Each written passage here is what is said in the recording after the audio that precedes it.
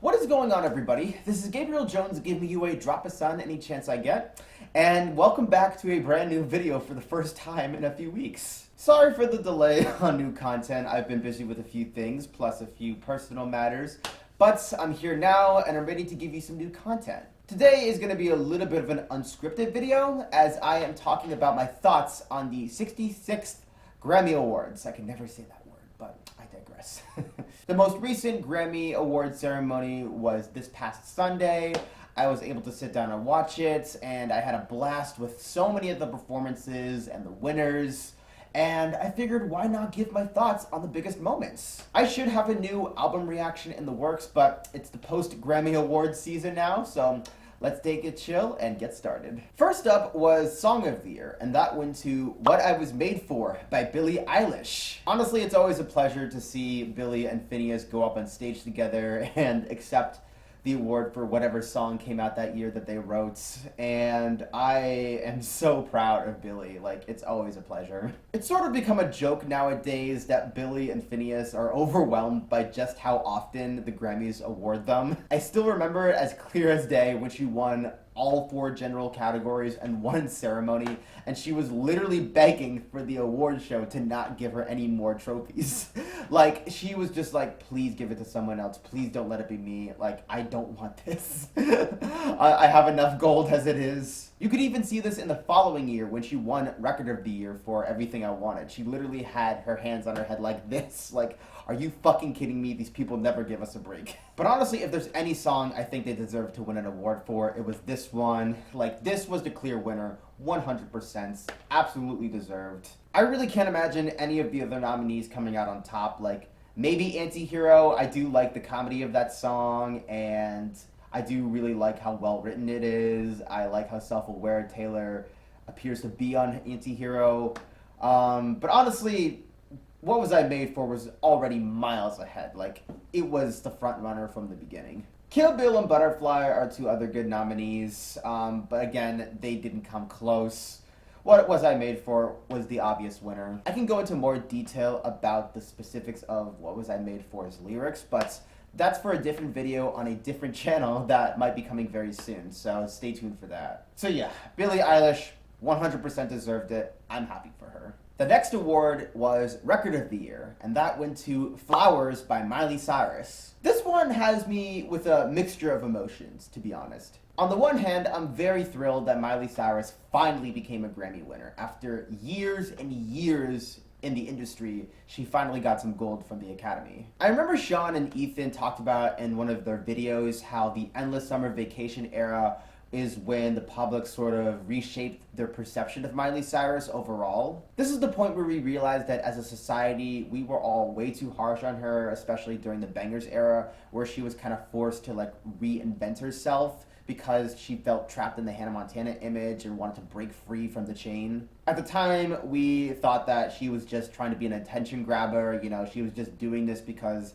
there was just something in her that was so wild. But we now understand that was all very strategic, you know. She felt very trapped by Disney and wanted to get out of there. And so now that she has become a more well-respected artist, you know, we're kind of like looking back on that whole fiasco and realizing we were kind of assholes to her. And yeah, she looked very grateful when she accepted that award, and honestly, I'm very happy for her. But as for the song itself, I always talked about how I wasn't as impressed by it. I find it to be a little bit bland, even though it is very empowering. I'm sure it was very important for her to make. But on a technical level, it just doesn't do anything for me. Like, I'm sorry, I just can't really call it one of my favorite songs of the year. If I were to pick a different winner for this category, I admittedly probably would have gone for Anti-Hero. I do like how that song is constructed in terms of instrumentation and singing performance. I really like the comedy on that song and the way that, you know, she's really able to emote like exhaustion. Like, it's me, hi, I'm the problem, it's me, you know. That really gets to me. I really like that bridge. Kill Bill, I think, would have been another wonderful choice. Like, every song off of SOS just stands out gloriously. Like, yeah, I really like the whole like old school movie vibe with that one. And yeah, I think John Batiste's song Worship was also a pretty good contender.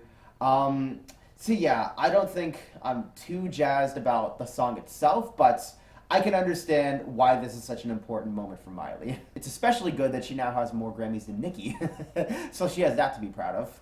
You go, Miley.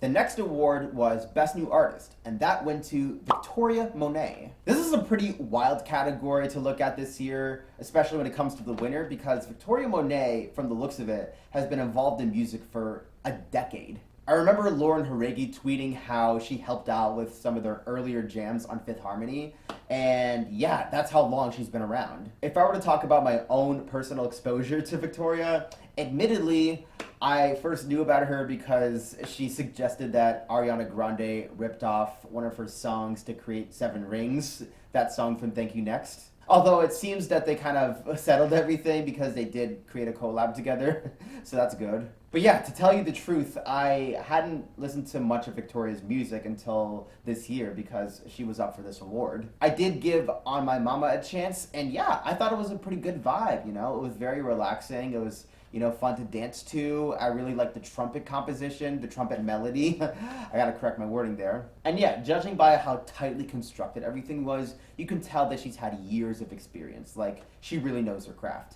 And you can tell all of that hard work paid off if she's getting recognized this late into the game. It just shows that, you know, it doesn't matter how old you are, you can achieve your dreams if you try hard enough. To be completely honest, I probably wouldn't have given the award to Victoria. I was shooting for someone like Gracie Abrams to win. I really loved A Good Riddance. Like, I raved about that album so much last year. Like, you should check out my video on that. I also thought it would have been really cool if Noah Kahan took home the gold. A few other nominees I really liked were Ice Spice and The War and Treaty. Like, those are also some wonderful artists. Like, they made a real impact on music this year. But I guess technically Victoria does deserve the nomination and the win, since Jaguar 2 was technically a debut album of hers. So yeah, I can't really argue with that. Honestly, I'm not gonna try to take this moment away from Victoria. I know that she's worked hard for this, so yeah, you go Victoria. Last of the awards was Album of the Year, and that went to Midnights by Taylor Swift. Wow, oh boy, people have opinions about this one. I think going into this award show, we all knew it was going to be a showdown between Midnights and SOS. And most people were rooting for SOS. They were hoping SZA would come out on top. But looks like, yet again, our queen Taylor Swift has prevailed. I mean, Midnights did have some enjoyable tracks. I really liked Bejeweled. I think that might be the track I return to the most. And again, you know how much I like Antihero. That song really stands out to me. But I guess now that I'm really reflecting on it, I have to ask myself, which album had the more memorable tracks, the most memorable tracks? I mean, obviously that goes to SOS. You know, you had the apocalyptic Ghost in the Machine, you had the shredding F2F, you had the tranquil Good Days, you had the emotional Nobody Gets Me, you had the moody Shirts. Like, you had all these amazing tracks. And Snooze, how could I forget Snooze? Like, I made that song an entry on one of my personal best lists for 2022. Like, of course I can't forget Snooze. When I really think about it, Midnights doesn't have that many standout tracks individually, at least compared to SOS. Like, SOS, you know, really spoke to people and made them feel seen, you know, especially for people like SZA. And when you take into account that this was the first album she put out in over 5 years, like, you could tell that it was very special. I guess it's pretty interesting how Taylor has now become the first artist ever to win Album of the Year 4 times. But honestly, I do think SOS probably deserved to win. I know Swifties might come for me, I know they might want to head on a pike, but you know what? I gotta say my piece, sorry. Honestly, I probably would have even voted for Guts over Midnights. Like, that album has more memorable tracks than Midnights. Ballad of a Homeschooled Girl, Bad Idea Rights, like, those are absolute certified jams. Like, I'm sorry, I like those more than Antihero, like, for real. So yeah, I think, I'm gonna be honest, I think SOS should have taken it. I gotta be frank. Sorry, Swifties. Alright, so now I'm gonna list off some of my favorite performances from the awards ceremony. Starting at number 5, we have Miley Cyrus with her performance of Flowers. This one was a lot of fun. It was one where people got to let loose and just have a good time with Miley, and you could tell that she was really welcoming everybody into the environment. I still love the wavy hair that she was donning throughout the whole night, and especially on that stage. And the ad libs that she gave were also really funny. Like, sorry that I had to fight you, but I did. That was pretty charming. I also love the way she strutted away from the audience, as the performance came to a close. That was pretty hip. And of course, there's the moment where she celebrates her first ever Grammy win. That was certainly special. I especially loved when Taylor Swift was cheering, like, yeah, hell yeah to that, sister. I love you for that. You definitely have to appreciate just how much Taylor lifts up other women in the industry. Like, that's something you can commend her for. Especially someone like Miley Cyrus, who has received a ton of public shaming throughout her career. Again, while I'm not exactly huge on flowers, I understand this was a defiant moment for her. And I'm pleased that she is able to live it. At number 4, I have Billie Eilish and Phineas O'Connell performing What Was I Made For? I just love the way that Billie immerses herself into the music, and I especially love how the camera never cuts, like it's all one continuous shot. It almost reminds me of when Adele performed Someone Like You at the VMAs. I know that's kind of like on the Wayback Machine, but I just find it comparable in that aspect. I also read that her outfit was actually based on a specific Barbie doll, the Poodle Parade doll from the 60s, so that's pretty interesting. I am curious to know why she chose that Barbie doll specifically. I can guess that it's symbolic, but I just don't understand why.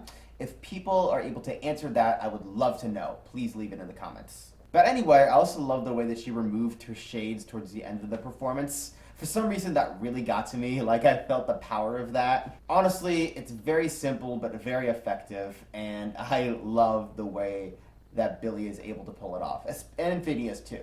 Come next month, Billie will be decorated in even more gold than she already has. She got that Oscar win on lock. At number 3 is Dua Lipa with her performance of Training Season, Dance the Night, and Houdini. Yep, it's time to start promoting that third album. We are in the Grammy stage after all. Easily what stood out to me is the way that they were able to lift up the box that she was able to straddle herself to. Like, that honestly got me nervous. I was so scared that she would have fallen off. I haven't felt this much anxiety during a Grammy performance since Pink's song Glitter in the Air. When they lifted her up to the ceiling. Like, I was so damn scared that she was gonna drop her mic or fall and crack her skull. Like, damn, you can't play with my emotions like that. This performance does make me excited to hear the studio version of the unreleased song Training Season. I know that's coming up in a few weeks, but still, I got so much urgency. It was also fun to see Dua bust out the dance moves. She is a total professional at it at this point. What can I say? It's a classic Dua Lipa dance number, and I cannot get enough of it. My number 2 favorite performance was Fantasia doing a cover of Proud Mary in tribute to Tina Turner. See, I knew that Fantasia was an American Idol champion, but I had no idea that her original audition was Proud Mary. And even in 2004, she was able to slay the song.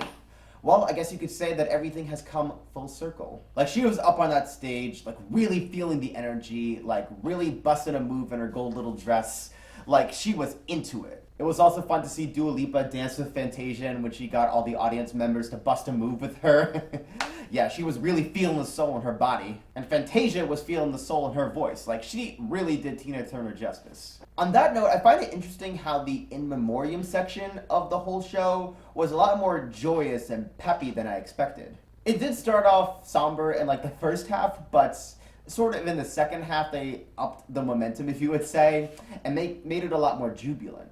I guess you could say like the point was to sort of like celebrate life, be thankful for what you've got, be grateful that you have all these people surrounding you, bringing you happiness and motivation to keep moving forward. To be frank, I think they did a pretty decent job, capturing that spirit, especially with Fantasia and her vocals. So, yeah, good job there. And finally, my favorite Grammy performance of the nights, I don't think anybody else would disagree, is Tracy Chapman and Luke Combs doing a duet of Fast Car. For one, Tracy was just so touched that people were excited to see her perform the song at the ceremony. Like, it must feel so gratifying to know that people still care about you and are still thrilled to see you sing, when you're a recording artist. Like, And you could tell that really got to Tracy, and I'm really, really happy for her. Luke appeared to be so starstruck, to share the stage with Tracy. It's like, oh my god, I can't believe I'm actually doing this. The Tracy Chapman is performing a song with me. Like,